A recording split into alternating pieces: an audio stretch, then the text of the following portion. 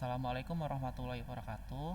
Sebelumnya perkenalkan, nama saya Wahyu Budi Utomo dari jurusan Informatika Universitas Muhammadiyah Malang semester 5. Jadi di video kali ini saya akan membahas tentang jaringan komputer dengan temanya itu adalah HSRP Configuration Guide. Nah, HSRP sendiri itu adalah singkatan dari Hot Standby Route Protocol. Nah, HSRP sendiri itu adalah protokol ada salah satu protokol dari FHRP. Nah, ini salah satu protokolnya dari First Hop Redundancy Protocol.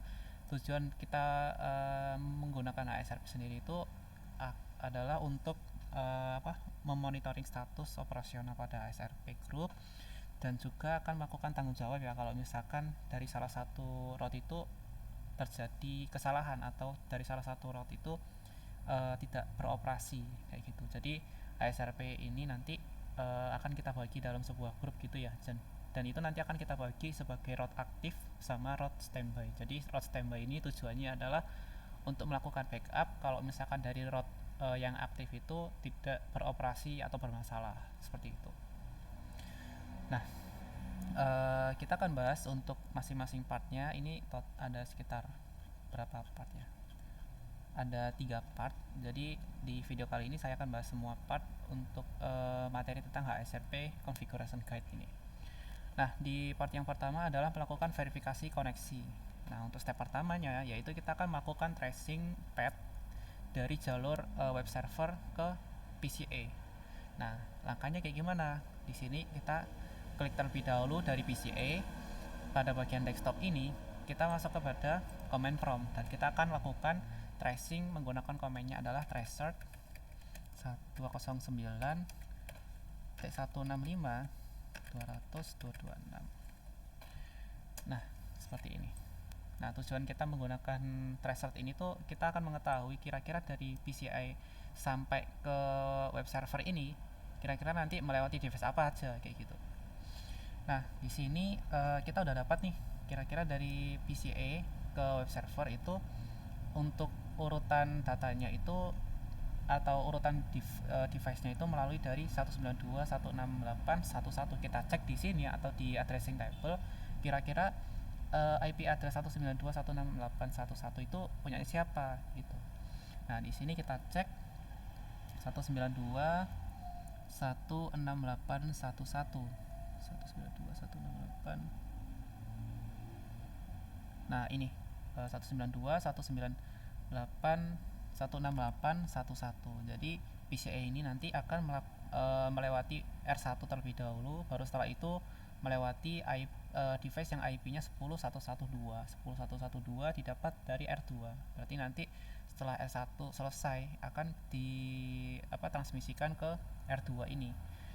Nah, langkah berikutnya adalah ke device yang IP address-nya 10.100.102. Kira-kira di mana? Yaitu di internet di sini. Berarti untuk alur dari PCA ke web server itu adalah melewati R1, baru setelah itu R2, terus internet, baru setelah itu ke web server. Nah, ini kan IP address-nya dari web server ya. Nah, ini dapatnya.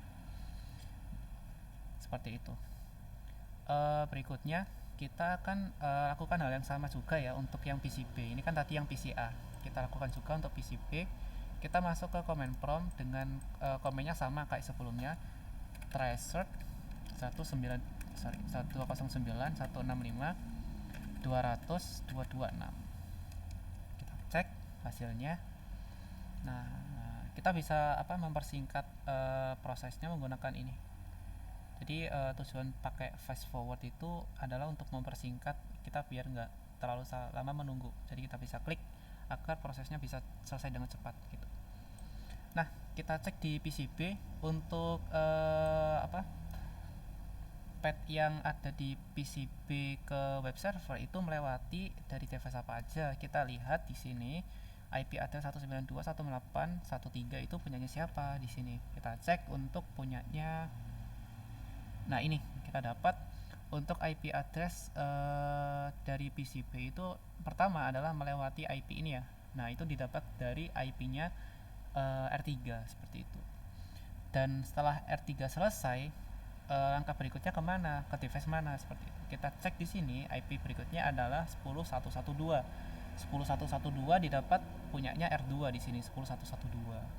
Nah, setelah itu baru melewati internet di sini 10 100 102 10 100 102. Jadi untuk urutan path dari PCB ke web server itu adalah melewati R3, R2 internet, baru setelah itu sampai ke web server. Jadi dari pertanyaan ini, dari device apa aja yang ada pada PCA ke web server. Nah, jadi yang melewati dari PCA sampai ke web server itu berarti melewati dari R1, R2 internet. Dan kalau misalnya untuk yang PCB juga sama, berarti melewati dari R3, R2 internet gitu. Ini. Terus di step yang ketiga kita akan melakukan observasi jaringan pada R3 yang unavailable statusnya seperti itu.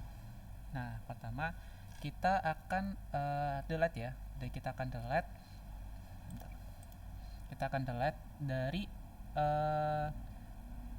dari link yang ada pada device R3 sama S3 di sini. Kita akan hapus di sini. Baru setelah itu kita akan masuk ke dalam PCB di sini untuk dilakukan tracing data lagi, apakah dari PCB sampai ke web server setelah path-nya ini dihapus apakah berhasil atau tidak, seperti itu. Kita akan lakukan menggunakan command tracer ini, atau kita melakukan tracing lagi. Tracer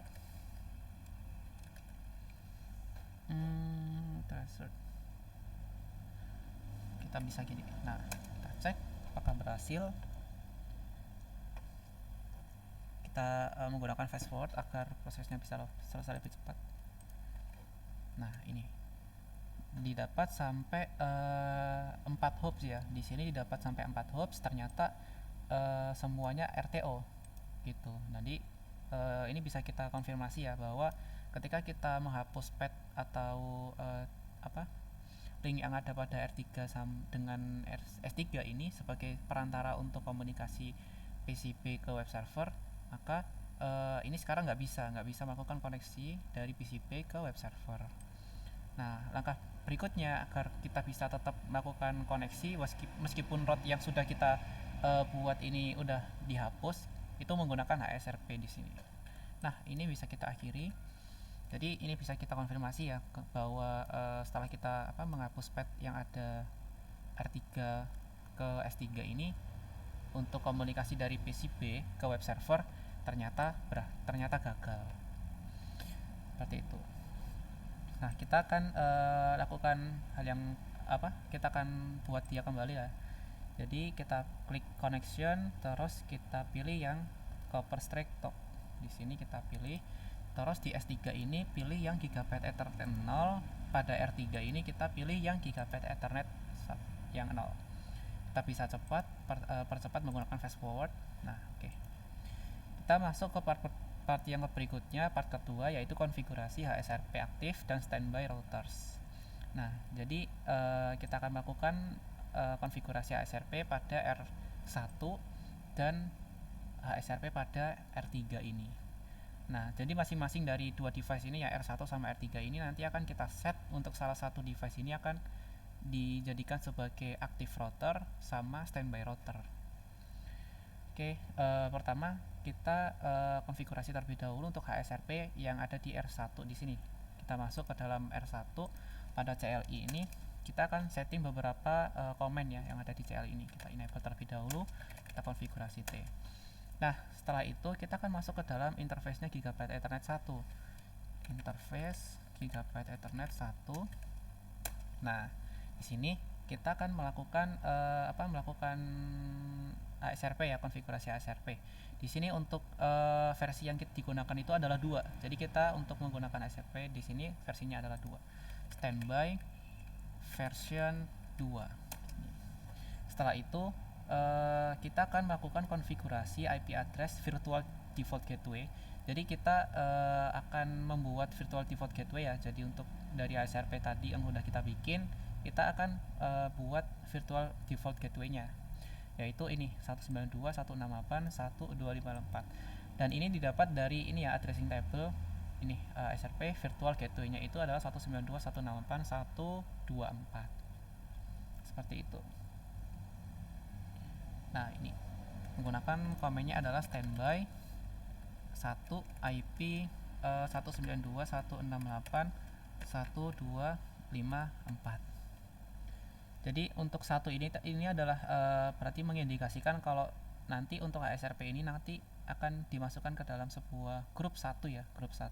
Di sini kita tulis 1 standby 1, berarti dia untuk R1 ini akan dimasukkan ke dalam HSRP grup 1. Ini. Setelah selesai, kita akan buat dia priority-nya lebih unggul. Karena gini, konsep dari priority ini kalau misalnya secara default ya priority ini adalah 100 nilainya. Kalau misalkan dinaikkan jadi 150 ya di sini contohnya, berarti mengindikasikan kalau R1 ini nanti akan dijadikan sebagai active route. Kalau misalnya nilainya yang kurang dari priority-nya 150 ini, berarti punyanya R3 ini ya, berarti R3 ini nanti akan dijadikan sebagai standby router gitu. Oke, karena di sini R1 akan kita jadikan sebagai active router, kita akan buat standby dengan menggunakan komen standby 1 priority 150. Nah, setelah itu kita akan buat juga dia agar menjadi preamp ya. Standby 1 preamp. Nah, di sini. Oke, berarti ini udah selesai untuk langkah standby untuk langkah yang untuk yang step yang ke-1 untuk yang punyanya R1. Berikutnya kita akan lakukan juga untuk yang step yang kedua, yaitu punyanya R3 di sini. Nah, punyanya R3 di sini kita akan lakukan hal yang sama ya kayak sebelumnya. Ini ada konfigurasi R3 interface dengan menghubungkan LAN 2. Terus kita akan melakukan step yang sama yang udah kita buat sebelumnya yang ada di step 1 poin B dan poin C ini. Oke, kita enable terlebih dahulu, kita masukkan konfigurasi T. Baru setelah itu kita masuk ke interface Gigabyte Ethernet. Karena ini menggunakan LAN berapa ini? LAN 2 ya. Kita cek di sini LAN 2. Nah, ini. Jadi LAN 2 di sini adalah punyanya Gigabyte Ethernet 00. Nah, setelah itu kita standby version 2. Setelah itu kita buat dia atau buat virtual default gateway-nya 1 P 192.168.1.2. Nah, seperti ini. Jadi yang ini kan ada perintahnya ya, untuk stepnya yang akan kita tiru dari step 1 ini adalah poin B sama poin C saja. Jadi kenapa kok poin D sama ini nggak kita gunakan? Soalnya gini, karena R3 ini kan akan kita jadikan dia sebagai standby router ya. Makanya di sini untuk standby 1 priority-nya itu kita nggak kita setting gitu. Kalau misalkan kita nggak setting, berarti nanti akan terbuat secara otomatis, yaitu standby priority untuk R3-nya adalah bernilai 100. Karena bernilai 100, yaitu kurang dari standby priority-nya dari R1, berarti di sini dapat kita simpulkan bahwa R3 ini adalah sifatnya sebagai standby router, sedangkan untuk R1 ini sebagai active router gitu. Nah, bentar. Di sini setelah itu akan kita verifikasi ya HSRP konfigurasi menggunakan komennya show. Ini punyanya R1. Kita masuk, kita show standby. Nah, di sini jadi untuk R1 ini kurang lebih hasilnya kayak yang ada di bagian sini ya, yang ada di topologi ini. Jadi di sini untuk R1 untuk routernya itu sifatnya adalah lokal, terus udah diaktifkan preemption-nya juga udah diaktifkan. Untuk standby routernya itu adalah 192.168.1.3. Ini sudah sesuai yang ada di sini. Untuk priority-nya juga bernilai 150. Nah, untuk virtual IP address-nya yang sudah kita buat sebelumnya ya 192.168.1.254. Dan kita lakukan juga untuk yang R3 nya, kita show standby. Nah seperti ini. Nah di sini untuk R3 ini aktif routernya itu adalah 192.168.11, 192.168.11 itu punyanya R1 ya. Jadi aktif routernya itu adalah punyanya R1. Jadi R1 ini adalah sebagai aktif router. Terus untuk standby routernya itu kan sifatnya adalah lokal ya. Berarti lokal itu adalah punyanya R3. Berarti yang sebagai standby router adalah R3. Terus untuk priority-nya juga bernilai 100 ya, karena defaultnya dia bernilai 100. Terus untuk preemption-nya dia disable karena nggak kita setting sebelumnya. Terus untuk virtual IP address-nya sama ya kayak sebelumnya, yaitu virtual IP address dari HSRP ini 192.168.1.254. Nah setelah kita verifikasi data, untuk berikutnya kita verifikasi terlebih dahulu ya. Ya ini untuk yang berikutnya. So standby brief. Nah, ini. Jadi ini untuk melihat kira-kira dari HSRP status summary-nya itu seperti apa gitu. Nah di sini untuk nah di sini yang Gigabyte Ethernet ini akan dijadikan sebagai aktif ya, sebagai aktif router. Terus untuk standby routernya itu adalah di 192.168.1.3. Ini kurang lebih sama kayak sebelumnya, menggunakan verifikasi data menggunakan show standby ini. Cuman kalau misalkan kita menggunakan show standby brief, berarti lebih spesifik ke bagian briefnya, seperti itu.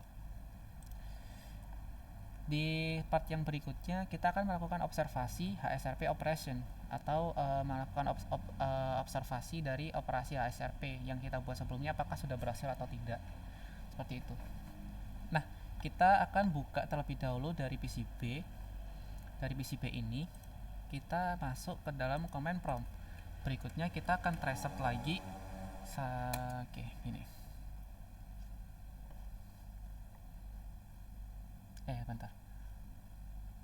Sebentar. Nah, di sini kita kelewatan satu langkah ya. Ini ada verifikasi bentar. Standby.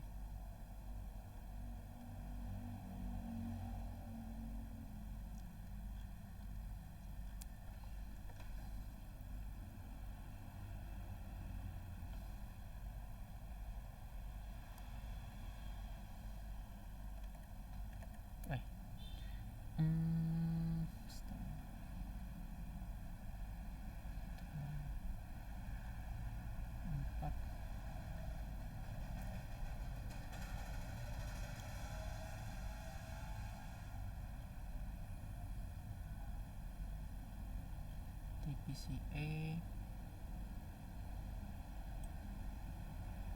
Nah ini jadi di step yang ini tadi kita kelewatan satu step ya.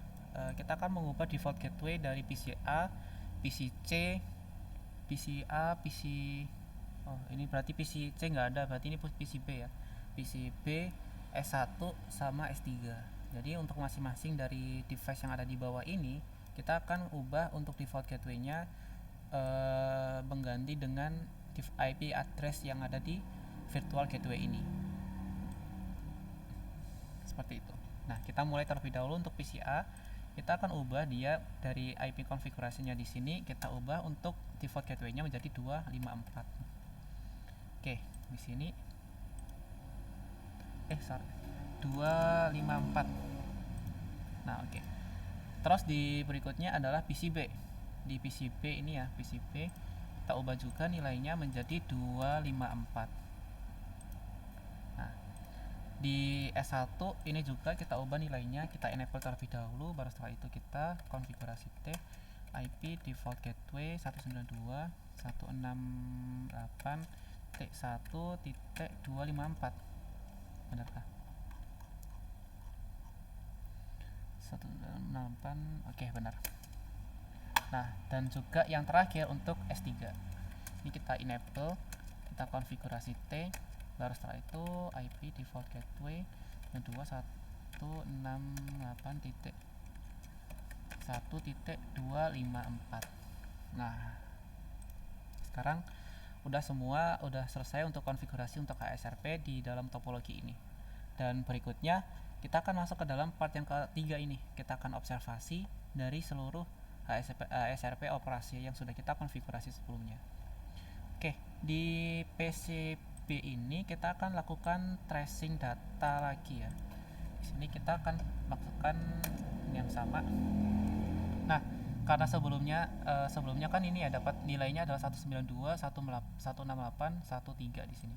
Nah, kalau di awalnya itu masuknya dari sini, dari PCB ke ke device R3, baru setelah itu ke R2, setelah itu ke internet, baru ke web server. Ini untuk langkah yang sebelumnya. Setelah kita lakukan konfigurasi menggunakan HSRP, untuk prosesnya sekarang adalah menuju ke 192, 168, 192, 168, 11, berarti dari sini terlebih dahulu untuk proses dari PCB. Setelah itu baru masuk ke 10112. 10112 itu adalah punyanya R2 di sini. Berarti prosesnya sekarang yang awalnya itu dari R3, R2, internet, baru setelah itu web server. Sekarang setelah dikonfigurasi menggunakan HSRP, yaitu prosesnya sekarang dari R1, R2, baru setelah itu internet, dan sampai ke web servernya. Seperti itu. Dan kita akan lakukan juga untuk yang PCA, apakah sama atau tidak. Nah, di sini harusnya sama ya. Karena kenapa? Jadi gini, yang kita set nilainya sebagai active router di sini adalah R1. Sedangkan untuk R3 ini adalah statusnya sebagai standby router. Jadi kalau misalkan dari R1 ini ada masalah, baru setelah itu akan dialihkan route-nya itu ke R3 gitu. Jadi untuk sementara R3 ini akan menunggu akan bekerja apabila dari R1 ini bermasalah atau unavailable tadi. Nah, di sini ini does the path differ from the path used before HSRP was configured? Jadi jawabannya iya, karena untuk active route-nya sekarang di sini adalah R3, di dalam topologi ini adalah R1. Nah, setelah itu kita akan break the link to R1. Kita akan menghapus jalur yang ada pada R1 ke S1 ini. Jadi ketika ini R1 sama S1 ini jalurnya dihapus, otomatis nanti dari R3 ini akan melakukan backup. Jadi untuk komunikasi dari PCA ke web server atau dari PCB ke web server itu menuju R3, R2, Ethernet. Untuk R1 kenapa nggak dipakai? Soalnya jalurnya sedang diputus seperti itu atau bermasalah. Nah, kita di sini akan hapus dari jalur yang ada di sini. Baru setelah itu kita akan reset lagi dari PCB di sini. Dari PCB ini kita akan lakukan tracing data lagi. Nah, didapat harusnya sama kayak yang ada di sebelumnya ya. Karena sekarang untuk active routernya itu adalah dari di R3 ini. Nah, sekarang adalah ini kan IP addressnya R3 ya. Baru setelah itu nanti akan masuk ke R2, internet, baru setelah itu ke web server. Seperti itu. Ntar sini aku cepetin. Nah, ini kita ulang terlebih dahulu. Nah, hasilnya kayak gini. Jadi prosesnya itu dimulai dari R3, R2, internet, baru setelah itu web server. Nah, kalau yang PCI gimana? Berarti ya sama aja, karena active route-nya sekarang adalah di R3 gitu. Ini kita skip, bisa di skip. Nah, di sini 192, 168, 192 itu adalah IP atasnya dari router R3. 1011 itu berarti routernya R2. Internet itu routernya ini ya, dan didapat router IP addressnya yang terakhir itu adalah 209.165.200.226. Berarti ini untuk konfigurasi dari HSRP udah berhasil seperti itu. Nah, berikutnya kita akan nge-restore dari jalurnya R1 sama S1 ini. Kita akan restore dia menggunakan copper straight talk cable. Hopper Stratocaster ini yang dipakai adalah Gigabyte Ethernet 0 dan ini adalah yang 2 seperti ini. Kita bisa skip eksekusi dari PCB. Nah, ini kita akan coba lagi apakah dari yang sudah kita buat kita restore tadi apakah sudah berhasil atau belum gitu. Berarti nanti yang dijadikan sebagai active root di sini adalah, nah ini ya, sekarang karena R1 ini prioritinya lebih tinggi, berarti untuk active root-nya di sini sekarang adalah R1 seperti itu. Nah, ini IP address dari R1, IP address dari R2, IP address dari internet, dan ini yang terakhir adalah IP address dari web server. Terus kalau dari PCA kita lakukan tracing data lagi, berarti nanti sama aja dari R1, R2, internet, web server seperti itu. Nah, sama ya, 192.168.1.1 itu adalah punyanya IP address-nya R1, yang berikutnya R2 itu 10.1.1.2, terus internet IP address-nya adalah 10.100.102, dan terakhir web server ini IP address-nya. Oke, cukup sekian dari video pembahasan saya di materi tentang HSRP Configuration Guide. Jadi kalau misalkan ada salah kata atau kata-kata yang kurang berkenan, saya minta maaf yang sebesar-besarnya. Saya akhiri. Assalamualaikum warahmatullahi wabarakatuh.